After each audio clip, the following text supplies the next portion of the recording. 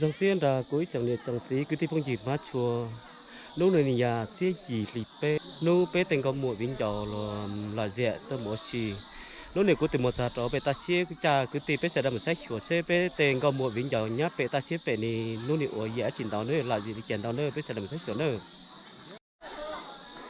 có tận nhà lúc giờ bằng canh nhất là sở quan trung đã chắc hóa nữa lúc này nu xế gì lì pe cái tên có mùa vinh trò hát thì của sáng phá là từ tôi ở rẻ luôn từ rồi tôi với tôn tỏ luôn tình hắn thì chỉ cả sát đã tôi là gì ấy xí nữa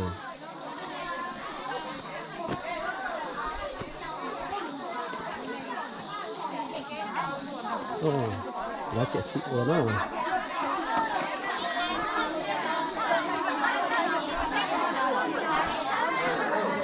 nó hai người có tập trung gì vẫn rất thắng rồi rồi xe phong giờ rồi xe nu nì nu xe gì đi pe một là lù như là lù cua chỉ phòng trò tên có một viên dầu này giờ nó nè giờ nó xe gì thì pe giờ là tên vi tên giờ nó giờ là nó tụi xe pe tụi tàu rồi là tụi xe tên trong xe cả phụng giờ là tên viên dầu tên thì linh xe tụi mong cho theo rong cao trong siêu xe chuẩn đâu tính này tên có một viên dầu thì nu này rong cao cả nữa từ rong nữa chị nám nước nu này chị ông già nhất cả nó là ba hai ngày mà ba giờ một đài vừa sẵn nó cao sẵn này nữa để kia tôi đó ba chắc cờ các một đài tiền hả đi xin nữa cả nó được cả ở chùa là không dư mà chùa thì bắt tay lúc một bao còn chỉ chùa nhá nữa là giờ xuống còn là chỉ khó khăn nữa mà chùa liền nữa một bao cái ai giờ trái lọ xem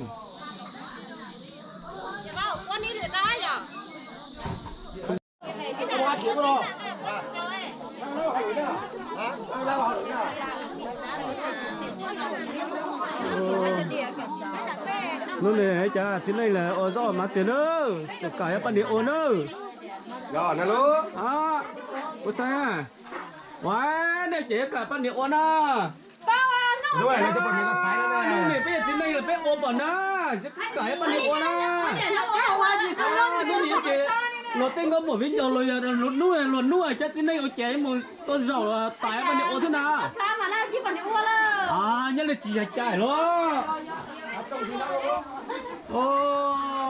cái chỉ một tuần này quá hay luôn của chị ơi giờ chứ anh đi phải mua sắm về nó thì nhở phải đi rửa bút thôi nhá ôi giờ nhớ là ô nó đi là tên có một viên châu là nhớ đi các bạn chỉ thôi đấy rồi tuần đó là uống cái nè ngay chỉ tốt sống ngay à ngay chỉ tôi uống chữ cao vừa chữ cao rất cả lên một ô lắm chữ cao vừa không gì có phải là nó các ô gì có là đó là uống chữ cao hơn này nè cái gì các cũng tìm gì có phải là nó nữa cho nó im thì chẳng tiền lên thế nó sẽ đá xuống thôi lỗ có một bả đần to mà các bả tôi chỉnh to à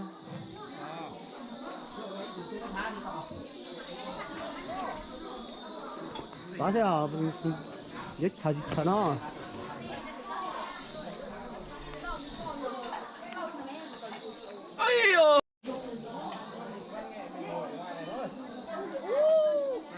và chị em hãy đến với tiết mục múa khen. Mở đầu chương trình văn nghệ, mời các quý vị đại biểu và chị em hãy đến với tiết mục múa khen tự biên tự diễn do anh Chu Thắng thể hiện.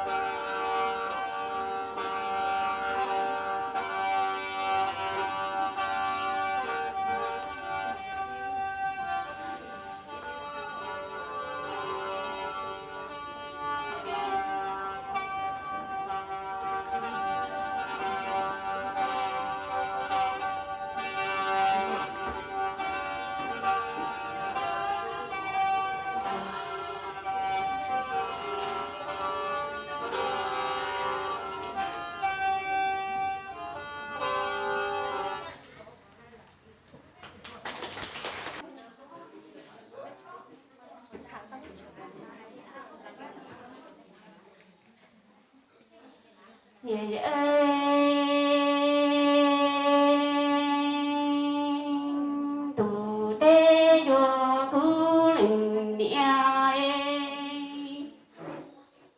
cu chi yo cu linh địa chi tua y linh tu cha no chi ta mian chi tua địa mô lai nhà sai cu thiệt ta ta trùng li pla mu wa to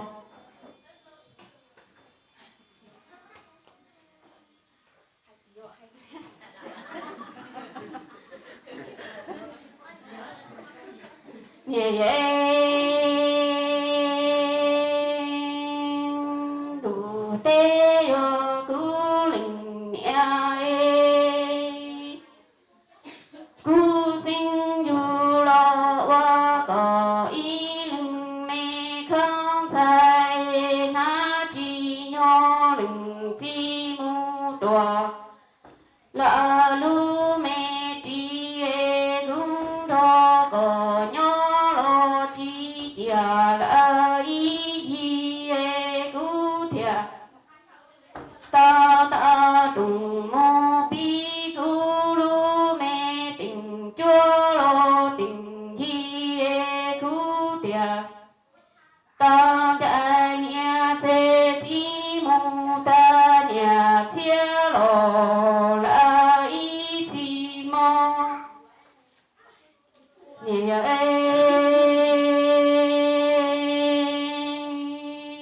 du te yo cu linh nia cu sinh du lo wa có ý linh mê không thể khôi na thao tù đại mi cao tia cũng đó có nhỏ lo chi tình là ý chia cú tia ta ta trùng mô bi đoa cú lu mê nừng chia lo cú tia chê nia tu chê chi mô ta nia chi lo cho ý chia mô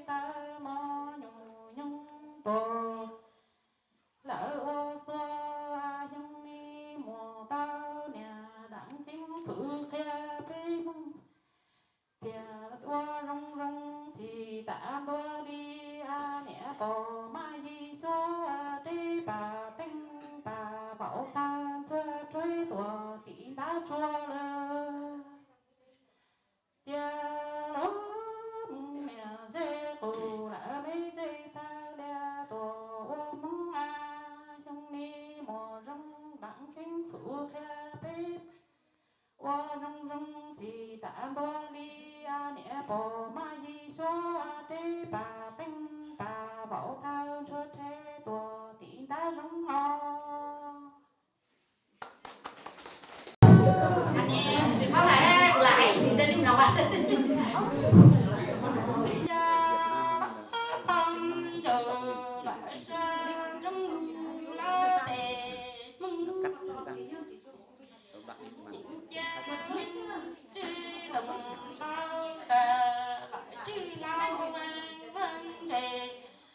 bao tờ quan trọng giao ra để mi là ta yuan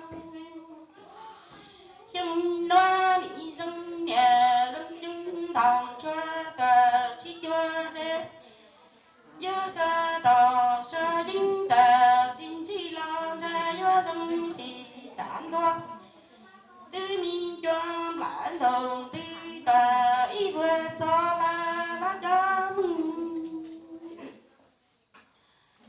cho băng chờ bãi sơn trong lá tề mông cha chư tổng tao lia tờ bãi chư lao quân trẻ ta gần dòng giao giao để mi là trong la cha nô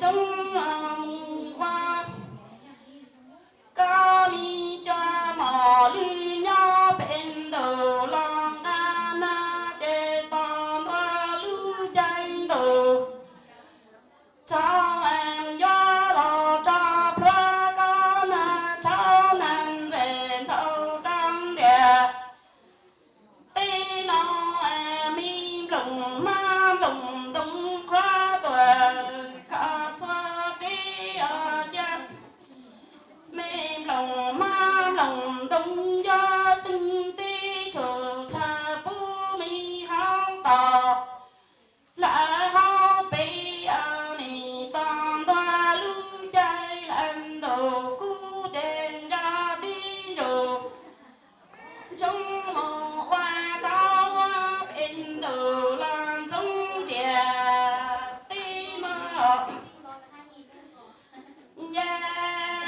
giam từ ti ở mình gạo mong theo mình gạo hung gia ti đồ trong rừng hoa y mong tư lưu chế trẻ cha nó ra cao đi ở những ta này ta đơn ta đàm đơn ta bên đầu lo chi cha lo thà cha cha tâm lại ông cho tí đồ si cha tâm chúng lo thà qua đế bà mai là bà của cha y này la mòn nhổn chúng mong chờ lưu trong mong tòa cậu lưu ha tam toa tâm đồ tao mi hoa bồ ba lo cho na chê tiệt chữ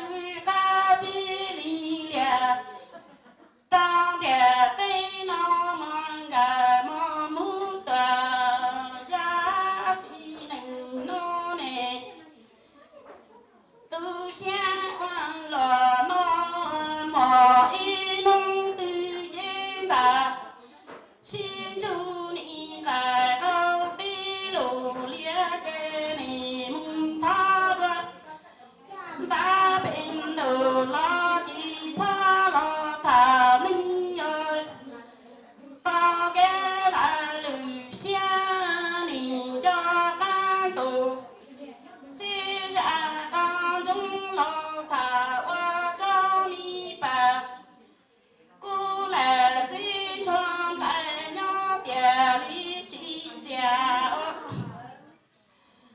ta trăm từ tuổi si cho mù bư đi cổ có ta chỉ đầu lý tính để và tính lương cha cả tung tòa là si cho chỉ cho mùng tam thoa phù pho tò mi gạo nông gia tờ gia tiền lý rong rong gạo trao ninh trẻ tên gia đi chờ lo niên xe trẻ rong xe đoàn đó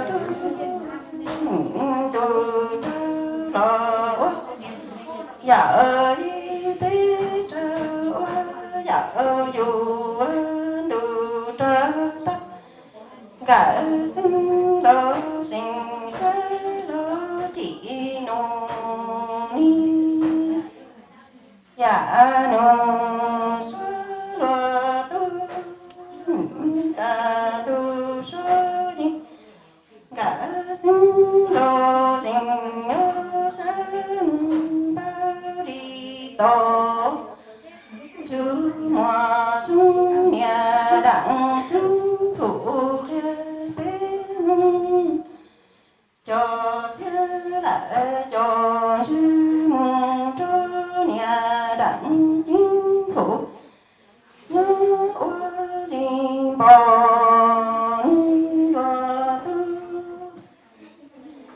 dạ dù do chế cả tu số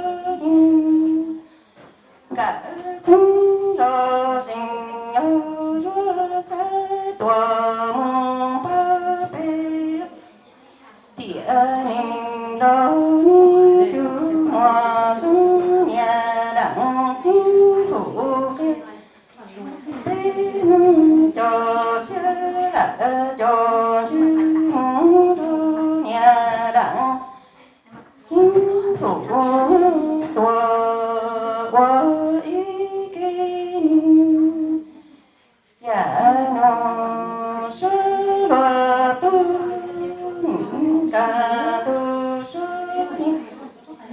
cả sinh đo dình yêu dơ sân bao đi to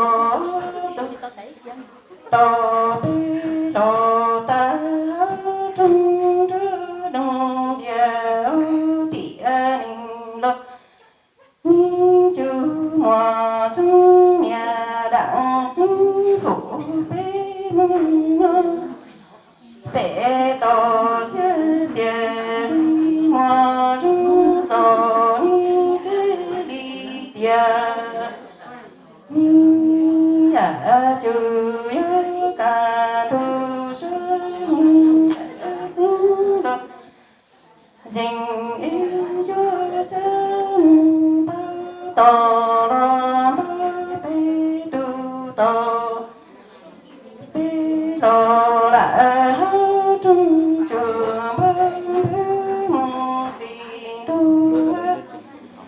tía ninh lo ni chư mò sung nhà đặng chính phủ bê mong bể to xe tiền mò rung gió cái tiền là cái tu giả nông sơ loa tu giả trừ cho chân tu bơ thả linh nghĩa linh si dương chùa nung cái đồ thua ta dị nung cái mung tua lo thua ta ta cho dị tua gió thua thả sinh dù in gió nhà cái đi tu sẽ tê là sinh thân nhà nông số loa tu tu bơ thả linh nghĩa linh dích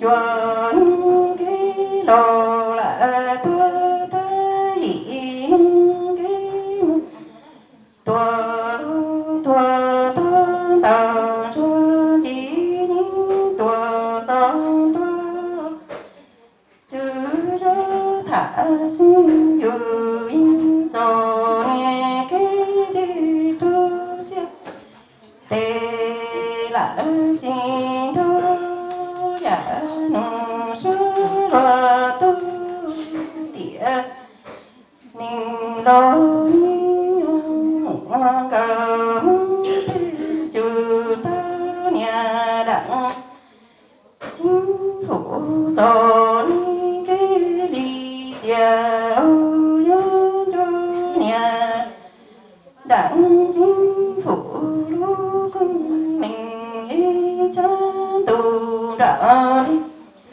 nhớ thơ lu nhà ninh nhà loa tu tía ninh lo ninh hoa cầu bê chư ta nhà đặng chính phủ cho ni cái tía lo cái dung chư cho nhà đặng chính phủ lu công mình chỉ tề xin chúng tuồng lu chung giả loa tu mùa cầu bê chúa sĩ mình lo tao sung chữ cho xe là cho chứ muốn nọ lo ta nung chữ ô sĩ mình ngô tuồng si lu chữ cho nhà đặng chính phủ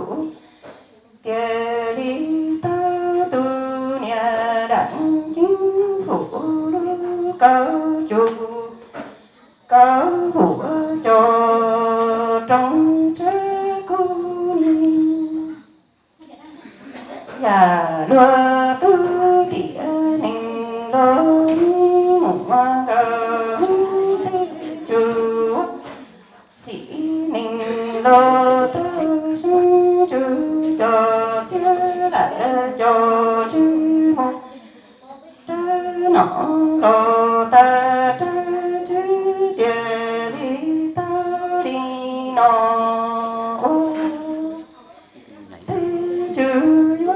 cho xưa đã cho chữ nhà đặng chính phủ bé tiền đi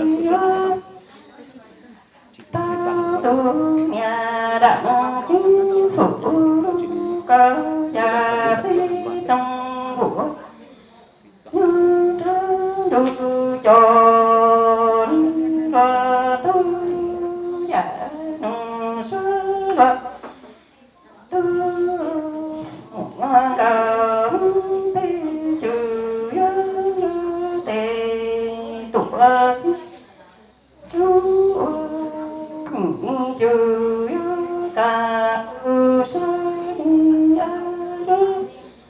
ta trong tu chữ chạy ninh đồ thị cỡ nhà ninh đồ là gì ninh chi nó sao tỉa ninh đồ hoa cờ bê chú sĩ ninh đồ sung sung một cờ bia đi nhớ cho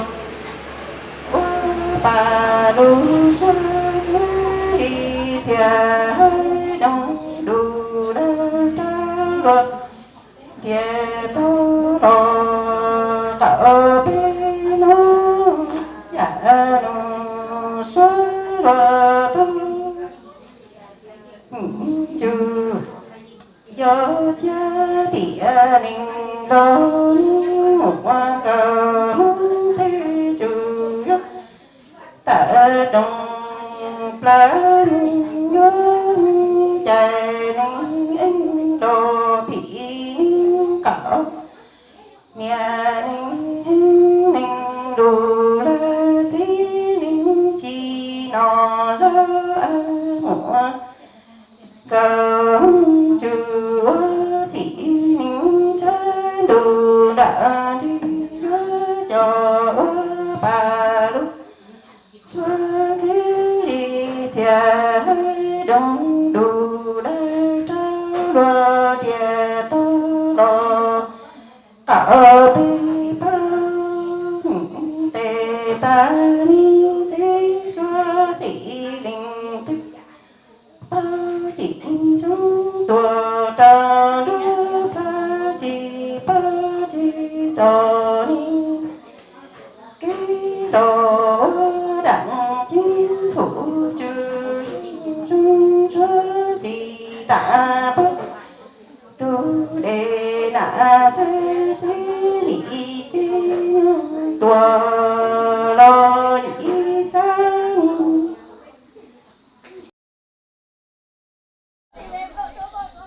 nó sẽ xì yo xì từ trút lúa thì bỏ một bao xì nữa nên sẽ đần đà say chuột nữa cái tí nó này sao nữa cũng bỏ một bao sẽ phải chào nữa cả mình chặt tròn tao nữa cũng bỏ một bao này cũng để chỉ bỏ nữa xem nữa ô bên này giờ bên này nó bỏ chính ra hả ô đồ bồi hả chặt tròn đấy nhận đến tuổi nữa nên việc phá tôi nữa nè đây rồi cũng phá tới chính ra mua lúc giờ đồ hả nữa cái lúc này là bốn nhà chính ra đó ô chào tiền đó chào tiền đó mua lúc tận đầu hậu thứ đó lúc đi chào tiền rồi đó ô là lúc mà lúc phá lúc dành tiền đó cái gì phá lúc tôi xem cũng phá lúc giờ đồ hả nữa tôi phá lúc chào nữa áp tay tôi chào nữa alo ô vậy chào tiền áจะไปเตะเดี๋ยวใช่ไหมบอลแต่งนะนี่นะโอ้ยตรงนั้นเป็นไงนะตอนจะไปเตะใส่เนี่ยกูมันได้แล้วฉีดตื่นเลยนะ Rồi, ui, tròn đâu. Chỉ tao, mà khám một bao là bông đồi hè. Nữa, bên đó bông thăm nữa, đây nữa. Rồi, các nhóm bốc thăm. thế nữa. 4 nhóm của hai diện bốc thăm, đại diện của 4 nhóm về bốc thăm. À nữa, thế nữa. Từ sáng là từ nữa, sáng là từ nữa, ba từ kia là ba từ nữa. Sáng nữa, thế sáng nữa. Đâu sáng để nữa, sẽ rồi giờ là ba từ đây nữa. Sẽ ba từ đây gì nữa. Từ để sủng kỹ vào mới được ư.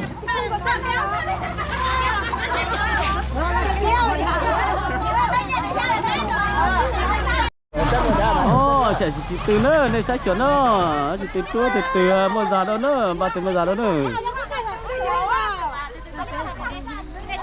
em phải chỉ từ nữa phải chỉ từ nữa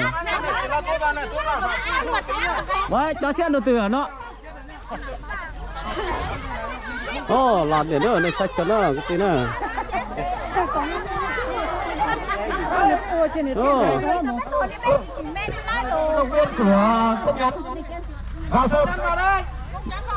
là chấm bàn chải chỉ chấm bàn này là na yo anh nhìn chải vào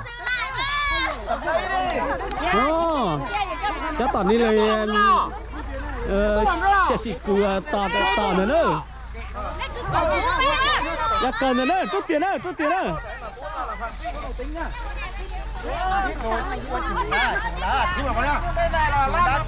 sẽ xỉ nữa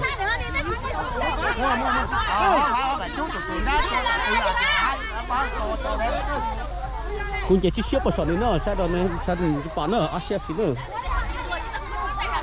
ปอสอนต้องกันนี่เนาะเดี๋ยวได้ปอสอนนี่เนาะ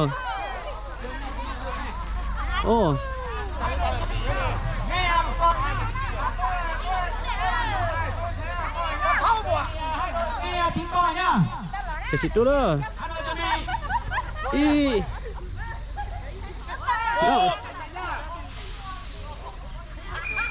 ape tua xem xem tao nó sẽ tận bây giờ cỡ nó này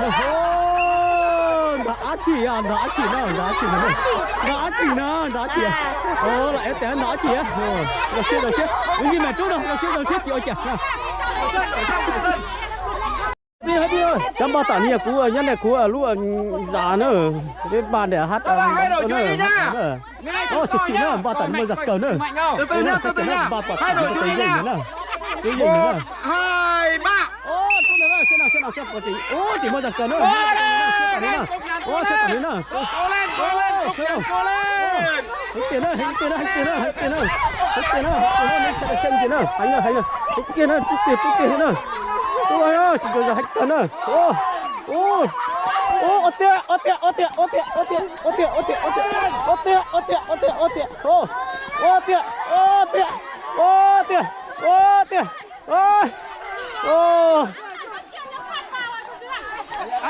anh ấy chỉ hậu lại như trước độ chỉ hậu hậu như trước độ nó chiếu chè mẹ trước độ chiếu chè mẹ trước độ nó bên lúc giờ hắn đi mà đẻ nữa ý và nhắc tới lúc trong xã hè tôi chào mua lo chi lúc chế còn lúc chế vì nên mà bé phải ở bên đó và chỉ từ cua chỉ nữa lúc này mua sinh plom và chỉ từ nữa các đội là chỉ được cầm như này nhá tiền nữa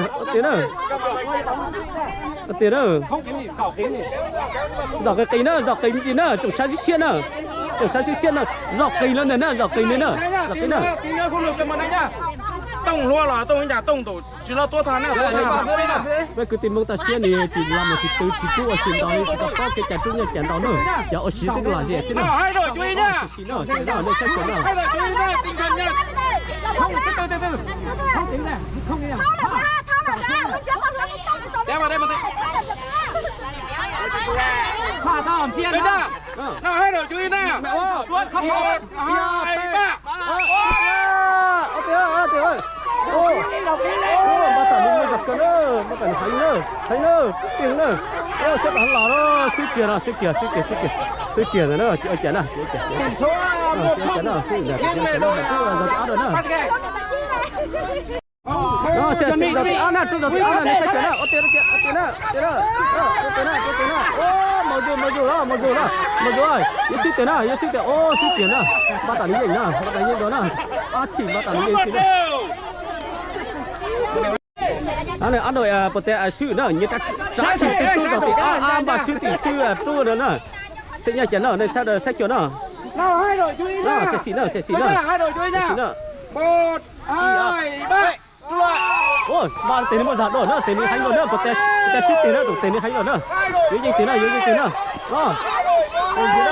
ô ba tản như là dù ba tản như bao nhiêu sư này nè ô tiền ô tiền này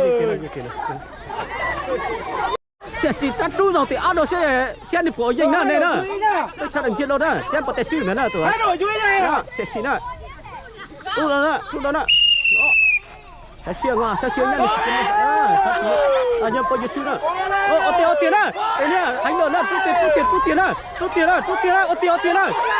tiền nữa sẽ tản cần nữa ô chỉ có sẽ tự dinh sư nữa này sẽ nữa ô sẽ là nắm bot tiền nữa ô tiền à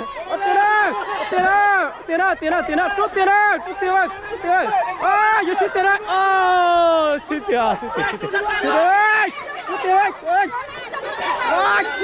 tiền chú đã cắt làm với chú tiền luôn mỗi tao đâu chú tiền với ô chích cả lâu chỉ chú bà này lâu chỉ siêu xí nữa nó hát ổ rồi là nó sẽ chỉ từ danh giải ý giải nữa từ lo giải ý nữa ô bà hắn này xin lùa thế nữa này sao được sách chuẩn nữa bà hắn này còn so lo tiền cứ ít tụ chi lẻ cứ tụ cọp lâu lẻ chôn nữa chỉ cái nữa lắc cờ nữa cái cứ tụ chỉ cái trái tụ nữa đây xin cho ra tiếng tụ lo giải nhất nữa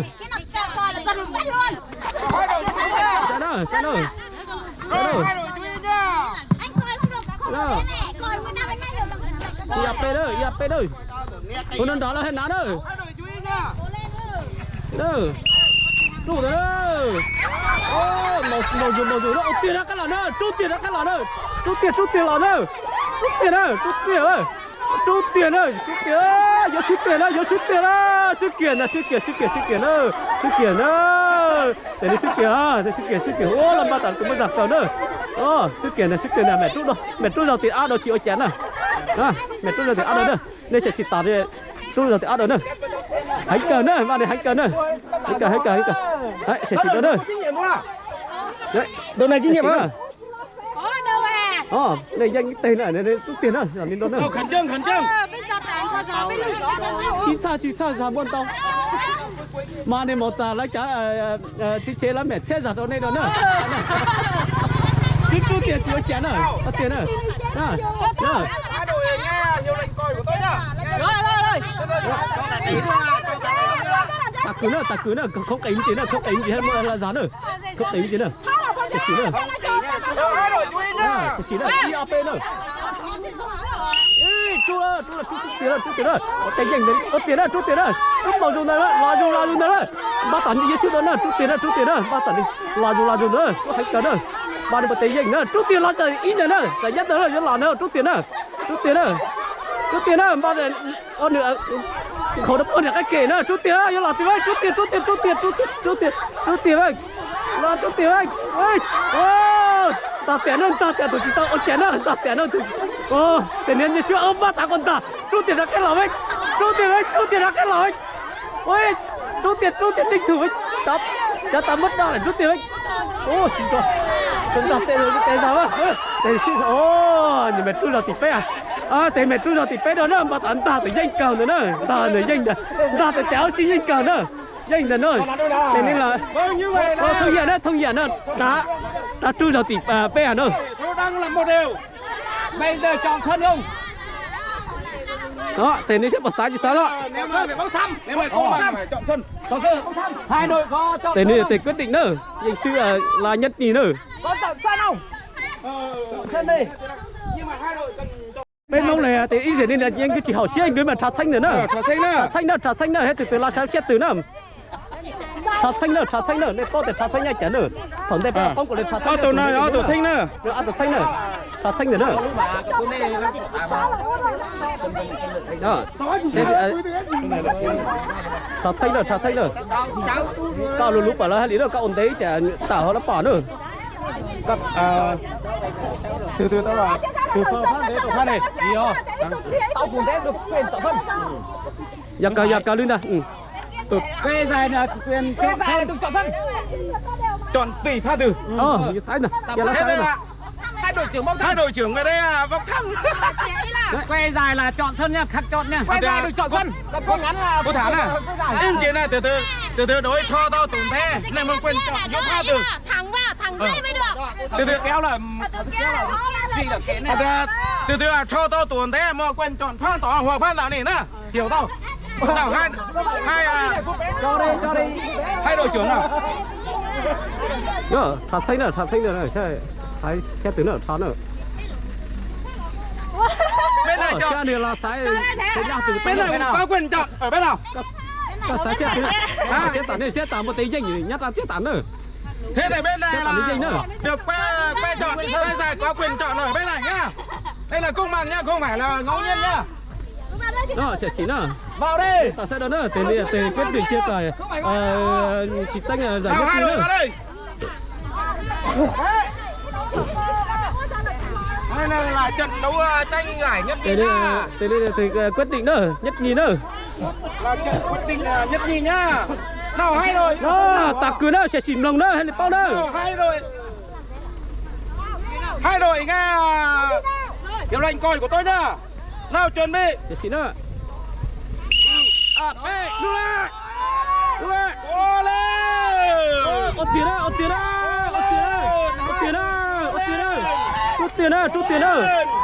á. Lắm ba tạt cổ hành đó, ốt tiền á. Nó chút tiền á, chút kìa. Ở đây là giải A thế nữa. Là nhìn này nè. Đi đâu? Chị ơi chà. Xem dòng cả. Này bà chạy kiến á, xe này là giải nhất nữa. Dòng cả nữa. Tán này sức quẩn đó, tán này trong với mẹ tu đó nó chỉ sang nữa. Xe kiểu đó sẽ xì từ bó một bó sẽ từ bánh kia bánh thảo nữa. Tung qua cái vòng kia được nhiều nhất thì đội đấy là chiến thắng. Và lần lượt các đội bên một ta chia bó một bánh kia nữa để sẽ kiểu nữa để biết là đội nào nhóm nào thuộc số 1 số 4 thì đề nghị các đội đại diện cho các nhóm để có thăm để biết số 1 số 3 số 4. theo nhóm này luôn đi cho nhanh. đi có luôn lên người ta hỏi chị tính. Sẽ xì từ bó một bó nữa nên sẽ chuẩn chia xí của bó chảnh nó đó nữa lúc tí nữa bó được một chích trà lúc chép lẽ một chích trà nó lu tì bê đó chích chảnh luôn ta nó còn cha nó cha cờ nó chích chảnh á chảnh mà nè cũng thà nè giặc cờ nè cậu nhìn chảnh kia nè lại lụa à tí nó lúc tí tôi muốn đi bán à cấp pan nhìn chảnh mà các chụp pan là sao sẽ chảnh nó này sai cho nó mẹ nè sao nhìn dèm mà nè đấy rất là chảnh tiền ạ con gì kỳ là nhìn ra mà nhìn ra tôi chỉ chảnh nó chơi luôn nó luôn đấy nó thế sẽ cho luôn cả tứa bật chỉ chảnh nó nhìn ra nó ơi các bạn muốn chỉ tay đần đấy nè chiếu cha mình chỉ phải phát đâu sản phẩm này bán là sẽ bật chỉ chảnh nó giờ là khát tiền đó kem gì thế nào đó kem gì thế nào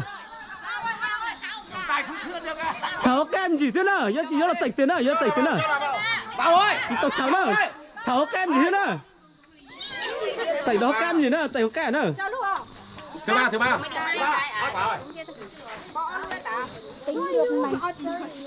bao nhiêu nữa cả tiền nữa nhìn nữa thế nào bình tĩnh nó có chạy nữa lên gì nữa bao nhiêu nữa muốn gì giờ bao nhiêu nữa đọc tao nó có số hết chứ chỉ cần chữa này chữa mày lừa từ phát đó quả nữa tiếp tục người thứ hai nhìn chưa vợ nhìn chưa nào thì chạy đó từ nó có bao nhiêu chưa mẹ do nhìn chưa chọn chính nó chọn chính có thế nó chọn chính nó thế mà chạy này gì nữa đấy nó là chạy tiền á chạy tiền á lúc chỉ chạy thà lúc đi thử chạy đá con nhìn chính nữa con chạy nữa này sai đàn luôn đi thằng nó đâu Tính nó vợ. Tại kia tại có thể bao nhiêu các lúc câu sống muống đấy cái lúc câu muống lúc mà bắt trồng được khai đừng đâu nữa lúc này lúc tệ đó tại kia năm gì chờ chán gì là nó chạy tiền vĩnh chí là tiền xiên gì thành nữa nè lúc này lúc cờ nữa in chạy nữa lúc này những quyết định nữa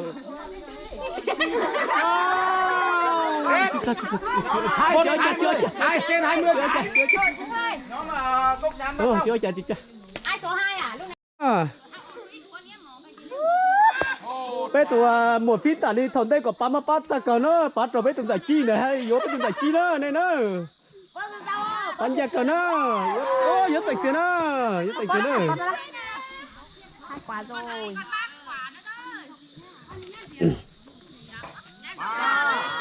Chắc mình không được quả nào á.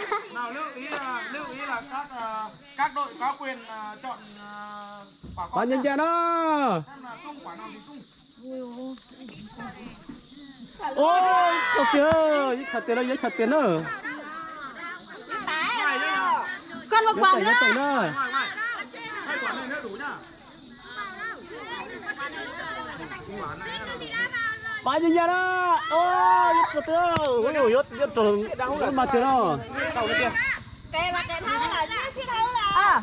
tôi phan có gì là có là nó có đông rồi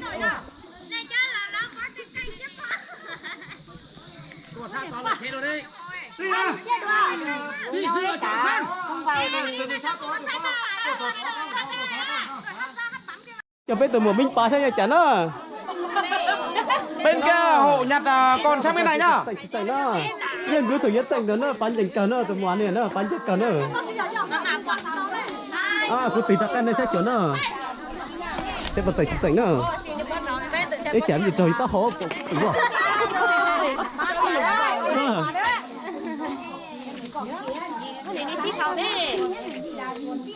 đó bao nhiêu tiền là luôn đi chạy nó ý tình nhưng mà ý lại cũng chỉ thứ lần nữa nhưng cứ lúc này anh chị anh bệnh nhân là nữa quả đây là quả cuối cùng nhá lúc tờ nữa nên chị ơi có tình nữa ôi giờ bây giờ còn chụp chế nữa giờ còn chụp chế nữa chưa ôi giờ một số chỉ tao bảo bông lá nữa giờ siêng là chỉ tao bảo bông lá nữa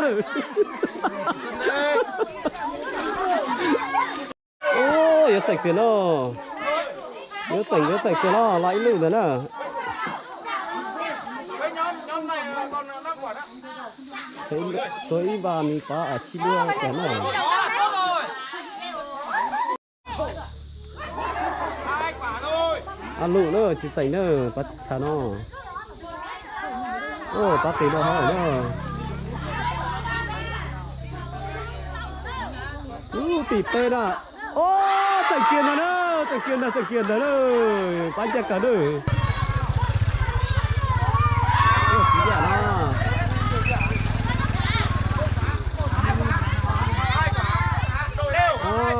mỏ này bán chả luôn để nữa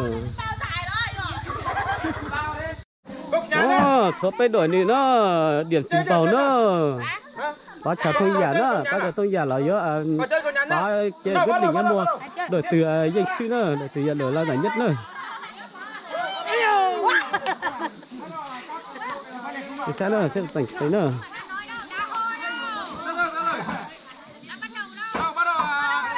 bắt đầu thế nào đội cốc nhăn không nhận tao thế nữa ba chi luôn thế nữa ba chi luôn thế nữa ô ba đứa thịt xào xào chả nhận tè thế nào mà bắp chút lẹ chứ nữa tao đồ xe nha chả đó ba chi luôn sao đi từ ba chi luôn thế nữa đi là đợi từ ba chi luôn thế nữa đó nhìn chả đó ô đòn đỏ à mà thằng cũng bảo có bán giang mà nhìn chả nhìn chả tới đi chào xưa chào xuân ta nhìn chả nào nè cú đàn nè giặt cờ tao có được các mẹ mẹ cha nhìn chành đó nhìn chả đó giật tình đó nhìn chả đó ai giật tình đó luôn nhìn chả đó bán nhìn chả cha nhìn chành cái tên đó cha nhìn chành đó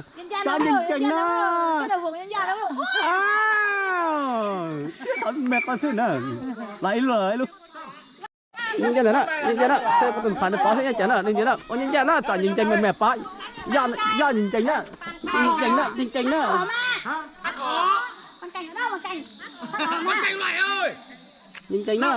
đó ôi yếu là sạch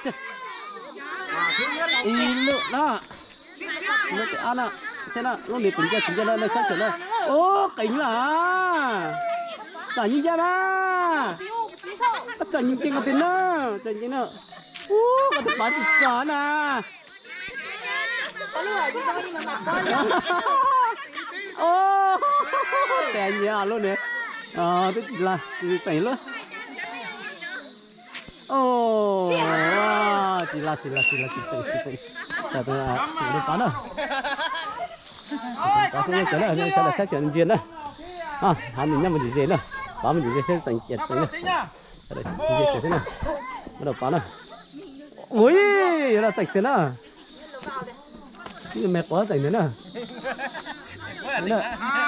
đó đây sạch chưa đó ô lại lủi nữa nè tôi đi bóc bả nữa tôi đi bóc bạc cả nữa ấy lủi nữa tôi đi bóc lủi để sạch nữa tao lúc cái nan quả này quả thứ ba tím chưa ta nhìn kìa lụ chỉ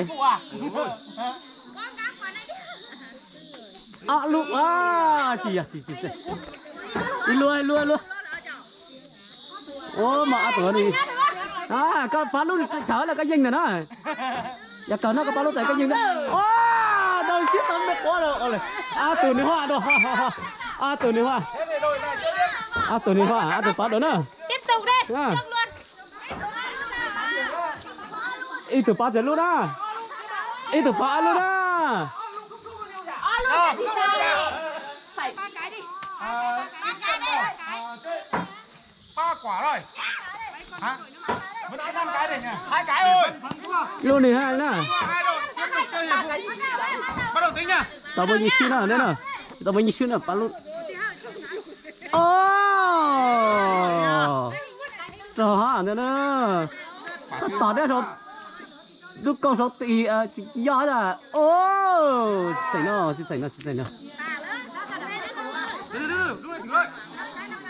không quả này với quả thứ ba kỳ lắm luôn nè té đó thấy à quả thứ tư lên trời quả biếu quả thứ 5 quyết định nhá các bạn thấy luôn nè là đơn đỏ quả nào vào nó các bạn thấy luôn là cái dinh nó là nhất là nó bao nhiêu tiền cái thứ nữa ui bao nhiêu tiền mà ôi nhìn tiền cái tiền mà nó nhìn tiền mà trả nhìn tiền nữa đó 2 quả rồi có một dêm gì có phát đây có nhất đêm gì á có phát dêm gì có hay là trả lăng dạ bán chơi dêm gì đó nhá tôi có bán dêm một quả không nói giết thời gian phải yếu giải nhất đấy nè rồi nó té cái chạy lúc tái nhìn nhiều con tái nhìn té thôi thứ 3 thứ 4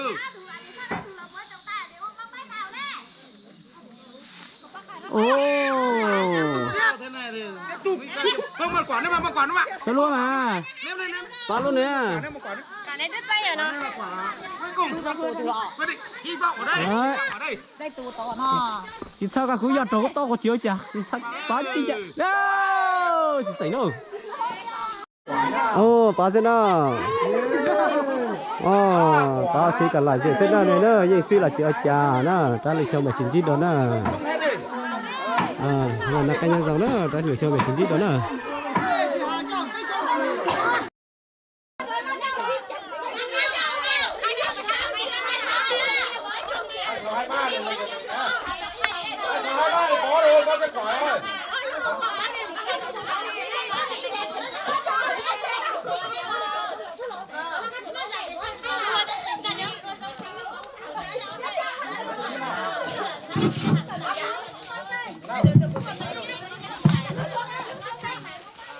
Cái gì vậy? Đó nữa, chỉ từ nữa. Thêm ba từ đọc tờ, ba từ có giỏi đọc đọc tờ nữa. Nó sẽ làm gì nữa, nó sẽ làm gì nữa.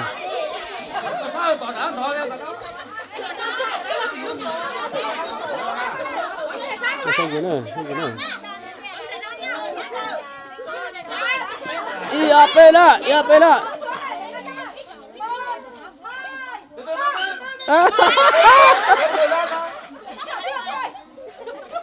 Đang rửa xin nữa, này. Con này bấm thời gian à? Rửa xin vào tưởng cả đó nữa. Như này phải mỗi người một đội mới biết được đấy nhỉ? Hay là anh đứng ở kia xem ai về sau là cho đội đấy thua. Thời gian tôi xem trực tiếp nhá, chứ ai về sau là người Đứng ở Đó, tập phòng nữa, lên lồng nữa, nó bay tàu nữa, tàu phòng nữa. Đó đi, đó nó nhỏ chính kia đó, tàu nó đó, tàu chính kia nữa, cái đó cái hết nữa, chính kia nữa, tàu nó phòng nữa nữa, đó, chết đó nữa, đó, chính kia tàu nó phòng nữa, chứ cái nữa nữa,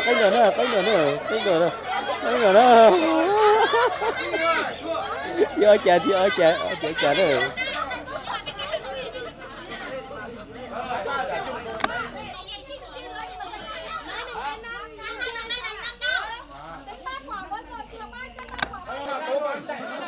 Xe xí giờ đó nữa, này là sân chiến nữa.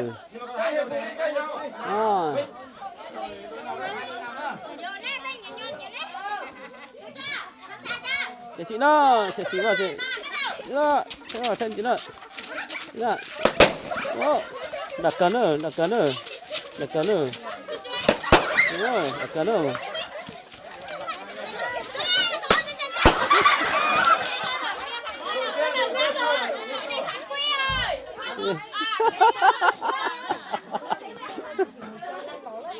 Nhưng mà bằng này người bảo con gì nữa? Điện thoại sao mà chiều à, điện thoại thằng tiền cho đi mua thằng như thế thì tao bóng thôi.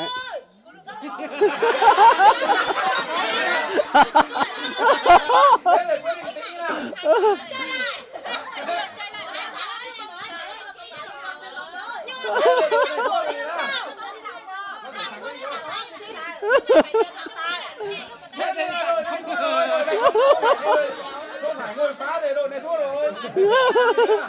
Chị ta giỏ nắp phòng á. Đội này chỉ chạm vào đây nổ, không phải phá ở đây. Thua rồi coi như thế là thôi. Sự nè. Chị ta giỏ nắp bóng tờ nắp phòng nè, sự nè. Chả này. Còn xe thế nào, này. Còn xe ở lại dễ chứ nè. Xí tì cái này là muốn được xí tì lấy chiết đó thay lấy cho từ những cả là dễ xí tì đó. Nó cái tên được xí tì nha nó. Không nhớ đâu á. Xí tì nó qua này được xí tì nó. Cái là dễ xí nó. Vì cháu từ khuyến khích mà đi. Cháu từ khuyến khích rồi là nhất là mà. Cháu từ giờ cứ khuyến khích là về à từ giờ. Nó chia trao những cái Vì nó khác. Này nó phải làm tao giải thì tao bao giờ trao được chán nữa. Em muốn được sập đấy chán nữa. Một cái chán nữa, sập đấy chán nữa. Cái gì nè?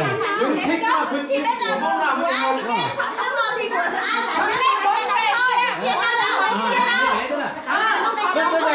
Nhận danh dự ta hỏi chuyện rồi, chúng ta hỏi chuyện rồi, phải chỉ tao giờ rồi. Quá thì người ta lấy giải Phải đi chỉ tao giờ thôi. nữa, nó có Chia nhau đâu. Đó. Khuyến khích là cái này. Xe hai. Nhì là xe 2. Ba là xe hai. 3 xe 2. Cái kia là mang tính chất là nhận Đấy rồi, đấy rồi. Xe đi ăn hai cơm là thì cùng ba. nhau. Hả? Xe hai là ba. Xe 3. Xe hai. Xe là nhì. Tôi không cần nhất. Thế thì biết rồi xem. Nào, thế thì khuyến khích đi trước. Nào, khuyến khích ở đâu? Khuyến khích ở đây.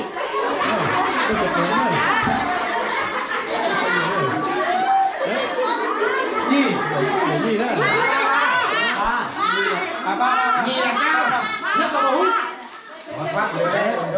Nhì ra. Nhì.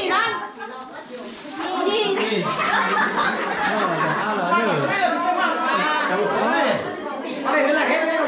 Là giải nhất là luôn. Đây nhìn thế nào? Là cái gì rồi? Nào, tất cả hãy cho con chào pháo tay để cổ vũ cho các học viên.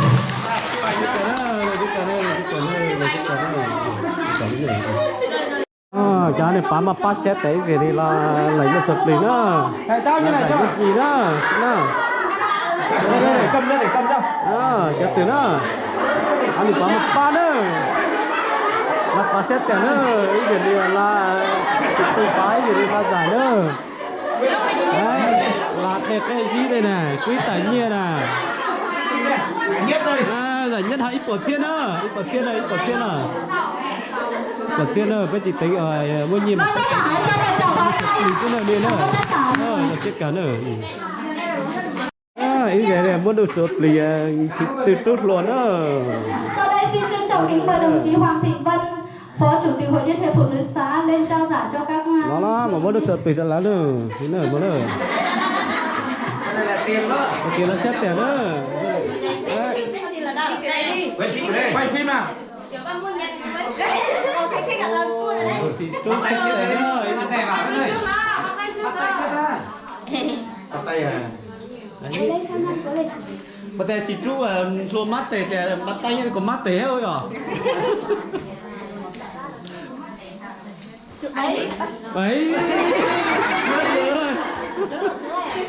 Chụp ảnh một cái để lấy. Vâng, hãy cho con chào pháo tay để cổ vũ cho các vận động viên rất là khỏe ha. Vâng, xin Trường phó. Dạ mới làm ở đây dạ có một vính nhỏ thì dòng xe nó đi nhà nó đây tên có một vính nhỏ nó đi cú tôi sẽ hay đua theo mang dễ hay dễ cả nó chỉ có thể đến nhà nó nhất là nó đi phải là lũ cú hà đó đây phòng tiền thằng đây tên có một vính nhỏ nó đi sao đại quân giả là cái nhá dòng tôi sẽ hay chỉ mua giá chỉ mua ít tiền bè hay mua chỉ cả đánh xin đó đây tên có một vính nhỏ sau đó hồi đu là dễ cao sau đó nha ở đó họ tổ chức công chỉ cả ô rằng bị tập cái bậc cha ở tròn đó nữa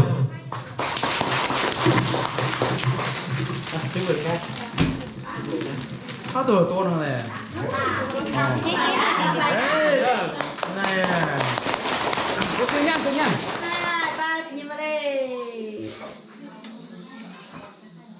khỏe, hạnh phúc và thành công trong cuộc sống. Xin trân trọng cảm ơn một khẩu hai anh chị.